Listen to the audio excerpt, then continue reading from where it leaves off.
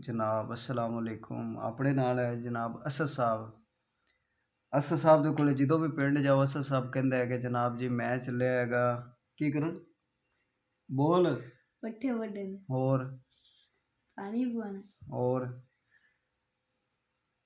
होर बोल दुध लैना होर पट्ठे वड्ड के लियाने ने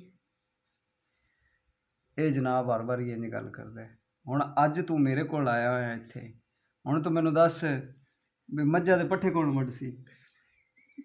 अब्बू ते चासोनी ਸਹੀ ਬੋਲਦਾ। ਮੱਝਾਂ ਦੇ ਪੱਠੇ ਕਿੰਨੇ ਵੱਢਦੇ ਨੇ? अब्बू ते चासोनी ने ਗੋਇਆ ਕੌਣ ਸੱਟ ਸੀ ਉਹਨਾਂ ਦਾ?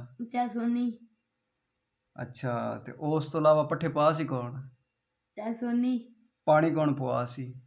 पानी भी चासोनी पवासी ਦੁੱਧ ਕੌਣ ਲੈ ਕੇ ਜਾ ਸੀ? दुध अब्बू ਤੇ ਮੁਰੱਬੇ ਚਾਹ ਕੌਣ ਲੈ ਕੇ ਜਾ ਸੀ? ਬੋਲ, ਮੁਰੱਬੇ ਚਾਹ ਕੌਣ ਲੈ ਜਾ ਸੀ? बोल बोल। वो आपे लाया जैसे ने हैं? वो आपे चाल आया जैसे ने आपे चाल है जैसे? चलो ठीक है जी, अल्लाह हाफिज़।